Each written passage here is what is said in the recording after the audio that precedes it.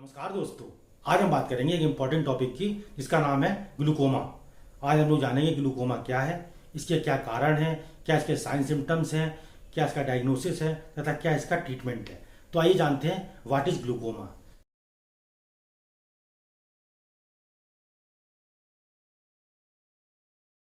Glaucoma अगर आप देखें ये कोई डिजीज़ नहीं है, ये डिजीज़ का एक ग्रुप है। इसमें आपको देखें तो बहुत सारी डिजीज़ जो होती हैं आई की, जैसे आप देख सकते हैं कैटरेक्ट है या आपकी आई ट्यूमर है या विजन संबंधी बहुत सारी डिजीज़ हो सकती हैं जिनके कारण ग्लूकोमा प्रोड्यूस हो जाता है। ग्लूकोमा में होता क्या है कि जो एक नर्व होती है ऑप्टिक नर्व, ये आई को ब्रेन से कनेक्ट करती है। जब इसमें फाइबर्स का लॉस हो जाता है जिसके कारण से हमारी ऑप्टिक नर्व डैमेज हो जाती है, जिसके कारण से ग्लूकोमा प्रोड्यूस हो जाता है, विजन का लॉस हो जाता है। देखिए इस कंडीशन में होता क्या है, जो आई की ड्रेनेज ट्यूब होती है जिसे ट्रेबेकुलरी मैशवर्क के नाम से जाना जाता है, इसमें स्लाइटली ब्लॉकेज हो जाता है। ब्लॉकेज होने के कारण जो एक्वस ह्यूमर होता है हमारा, वो प्रॉपरली आई में ड्रेनेज नहीं हो पाता। आई में एक्वस ह्यूमर प्रॉपरली ड्रेनेज ना होने के कारण हमारे आई का इंट्राऑकुलर प्रेशर बढ़ता जाता है और हमारी ऑप्टिक नर्व डैमेज हो जाती है, जिसके कारण से विजन का लॉस हो जाता है और अल्टीमेटली आगे जाकर पेशेंट जो है पूरी तरह से ब्लाइंड हो जाता है। इस कंडीशन को ग्लूकोमा कहते हैं। अब यहाँ पर एक इम्पॉर्टेंट चीज़ ये है कि आईओपी की हमने बात की है, यहाँ पर इंट्राऑकुलर प्रेशर की, ये आखिर नॉर्मल कितना होता है। नॉर्मल इंट्राऑकुलर प्रेशर हमारा जो होता है 10 से 21 mmHg होता है। जब हमारा इंट्राऑकुलर प्रेशर 21 mmHg से अधिक हो जाता है, इस कंडीशन हमारी जो है ऑप्टिक नर्व डैमेज हो जाती है और विजन का लॉस हो जाता है।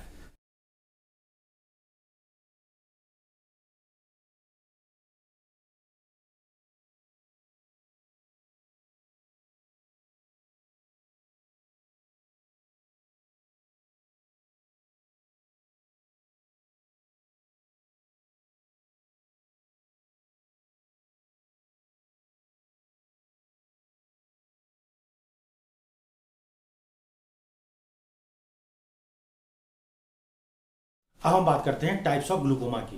ग्लूकोमा निम्न टाइप का होता है। नंबर फर्स्ट है हमारा open angle glaucoma, number second हमारा closure angle glaucoma, number third है हमारा कंजेनाइटल ग्लूकोमा, नंबर फोर है हमारा सेकेंडरी ग्लूकोमा, नंबर फाइव है नॉर्मल टेंशन ग्लूकोमा। आइए हम बात करते हैं ओपन एंगल ग्लूकोमा की। ओपन एंगल ग्लूकोमा को क्रोनिक ग्लूकोमा के नाम से भी जानते हैं। इस ग्लूकोमा में क्या होता है, हमारा जो आईओपी होता है वो धीरे धीरे रेज करता है और हमारी ऑप्टिक नर्व डैमेज हो जाती है। डैमेज हो जाने के कारण विजन का लॉस हो जाता है। इस कंडीशन में अगर आप देखें, इसमें धीरे धीरे आईओपी बढ़ने के कारण पेशेंट को किसी प्रकार का कोई पेन नहीं होता है और कोई सीवियर कंडीशन नहीं आती है। मोस्टली यही ग्लूकोमा आपको देखने को मिलता है। नंबर सेकंड हमारा closure angle glaucoma. Closure angle glaucoma को एक्यूट ग्लूकोमा के नाम से भी जाना जाता है। इसमें देखिए होता क्या है, इस कंडीशन में अचानक से हमारा जो एक्वस ह्यूमर ब्लॉक हो जाता है। ब्लॉक होने के कारण पेशेंट को आई में सीवियर पेन होता है और बहुत सारी आपको कंडीशन आपको देखने को मिलती हैं और सीवियर पेन होने के कारण उसका आईओपी बढ़ जाता है और ऑप्टिक नर्व डैमेज हो जाती है, जिसके कारण से विजन का लॉस हो जाता है।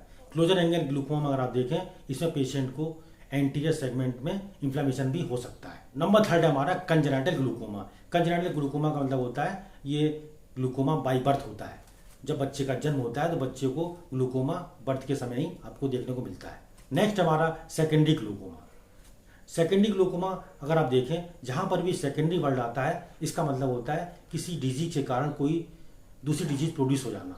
इस कंडीशन में क्या होता है, पेशेंट को पहले से ही कोई आई डिजीज पहले से प्रेजेंट होती है या फिर किसी पेशेंट को आई में इंजरी होने के कारण उसको बाद में ग्लूकोमा हो जाए।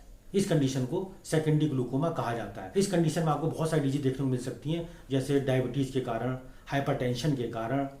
नेक्स्ट है हमारा normal tension glaucoma. Normal tension glaucoma में क्या होता है, इसमें पेशेंट का आईओपी जो इंट्राऑकुलर प्रेशर है वो बढ़ नहीं पाता है, लेकिन बिना बढ़े ही इसमें पेशेंट की जो ऑप्टिक नर्व है वो डैमेज हो जाती है।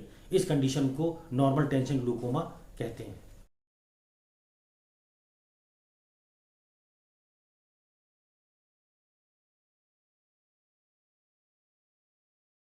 अब हम बात करते हैं ग्लूकोमा के कॉजेस की। ग्लूकोमा के आपको निम्न कारण दिखाई दे सकते हैं। पहला कारण हमारा इंट्राऑकुलर प्रेशर का इंक्रीज होना। जब इंट्राऑकुलर प्रेशर इंक्रीज हो जाता है उस कंडीशन में हमारी ऑप्टिक नर्व डैमेज हो जाती है, जिस कारण से आपको ग्लूकोमा हो सकता है। नंबर सेकंड हमारा फैमिली हिस्ट्री। यदि किसी पेशेंट के फैमिली में ग्लूकोमा की प्रॉब्लम रही है, उस कंडीशन में भी ग्लूकोमा हो सकता है। नेक्स्ट हमारा हाइपरटेंशन। यदि किसी पेशेंट को हाई बीपी की प्रॉब्लम है, उस कंडीशन में भी ग्लूकोमा हो सकता है। नेक्स्ट हमारा एजिंग फैक्टर, यदि किसी पेशेंट की आयु 60 वर्ष से अधिक है, उस कंडीशन में भी ग्लूकोमा बहुत देखने को मिल सकता है।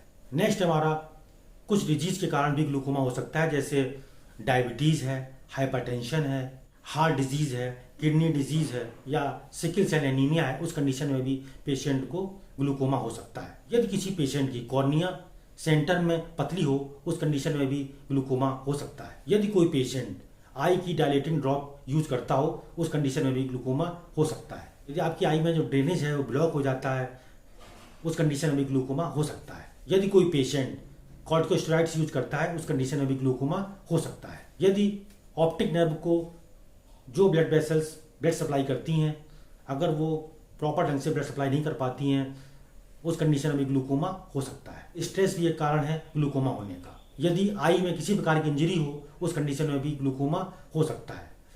और लास्ट कारण हमारा है यदि ऑप्टिक नर्व डैमेज हो गई हो, उस कंडीशन में भी ग्लूकोमा हो सकता है।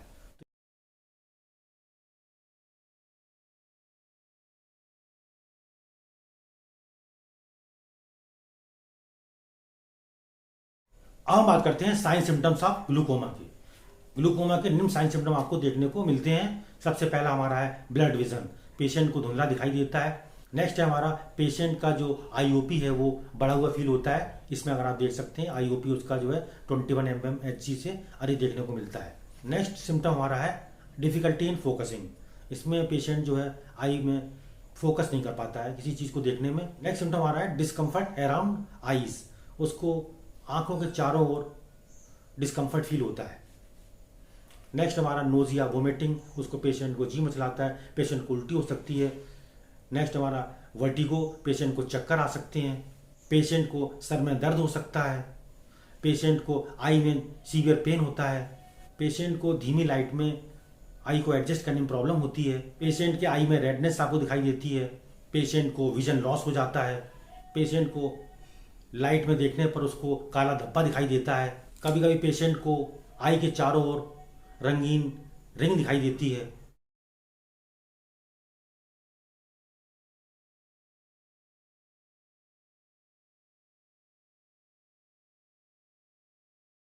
अब हम बात करते हैं ग्लूकोमा के डायग्नोसिस की। ग्लूकोमा को निम्न प्रकार डायग्नोज कर सकते हैं।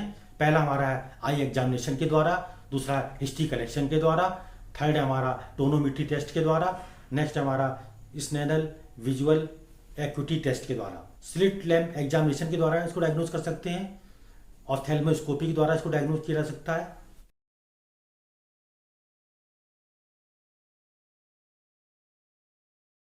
आइए बात करते हैं कॉम्प्लिकेशन ऑफ ग्लूकोमा।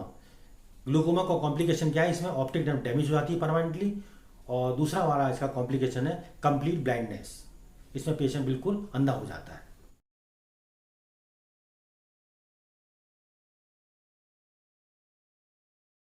आइए हम बात करते हैं ट्रीटमेंट ऑफ ग्लूकोमा। ग्लूकोमा के ट्रीटमेंट में सबसे पहले बात करते हैं मेडिकल ट्रीटमेंट की।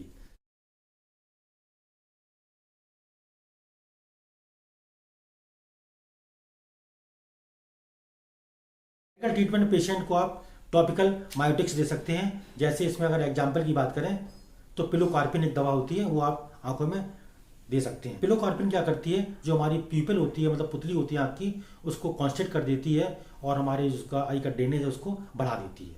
नेक्स्ट मेडिसिन हमारी है टॉपिकल एपिनेफ्रिन। इसमें एग्जाम्पल की बात करें, इसमें आपकी दवा है हमारी एपीफ्रेन।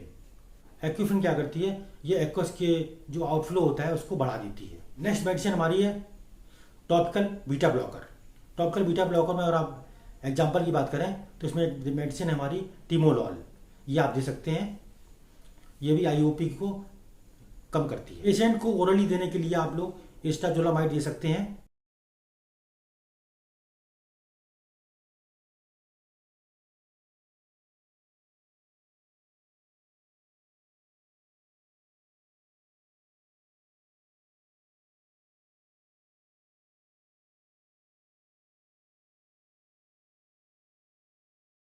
अब हम बात करते हैं सर्जिकल ट्रीटमेंट की।